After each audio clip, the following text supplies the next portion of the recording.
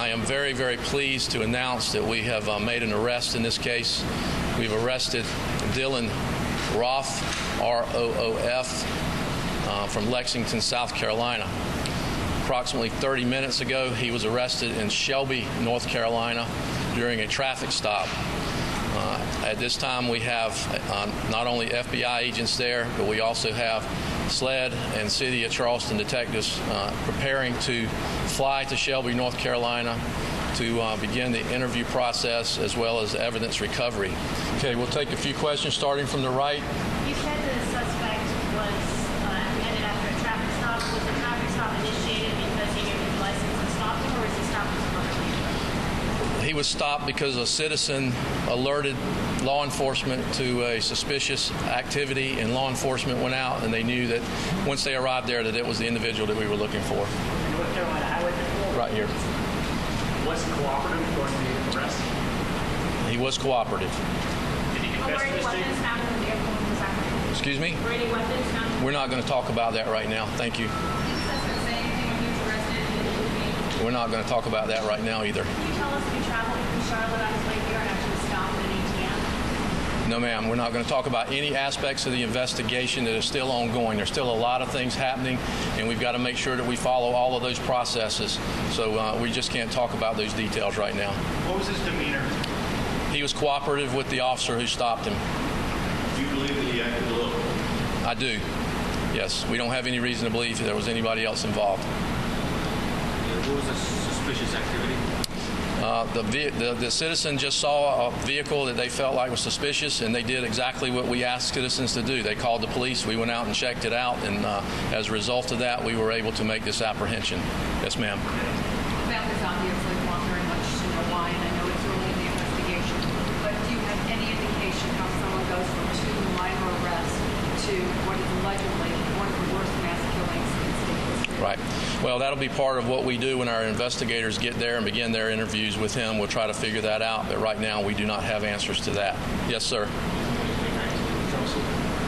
Right now he's in Shelby, North Carolina. There will be a process that we have to go through to get him back here, so we'll be working that very diligently with not only SLED but the FBI along with our detectives. He was in the vehicle when he was approached by law enforcement. Paul? Which agency arrested? Shelby, North Carolina Police Department. Any reason to believe he had ties to Shelby, North Carolina? Not that I'm aware of at this point. That's about 250 miles from here over state lines. You know how he got so far away? Well, he drove. I mean, it's not that far. He could drive. There was a number of hours in between what happened here and where. How he evaded police for that long?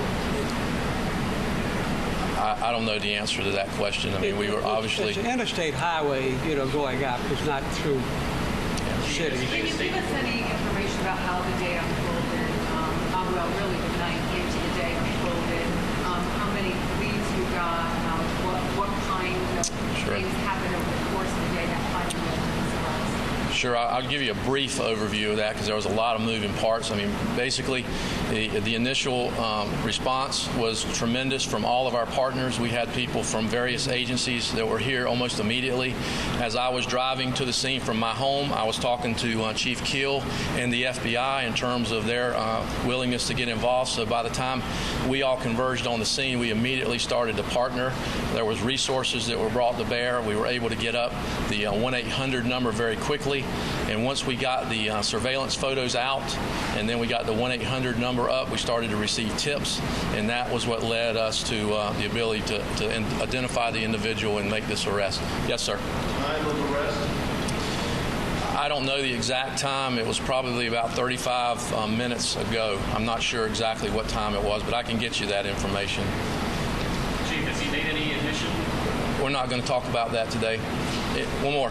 Was this the first tip that you guys got at his location, the first caller calling in? We had a number of tips that were coming in, and everybody was following those tips. Every lead that came in, I mean, it was amazing the fact that we had teams that were standing by.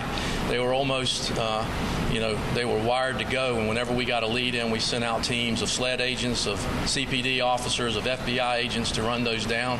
We had agents in other parts of the country. We had agents on their way here from other parts of the country to aid us.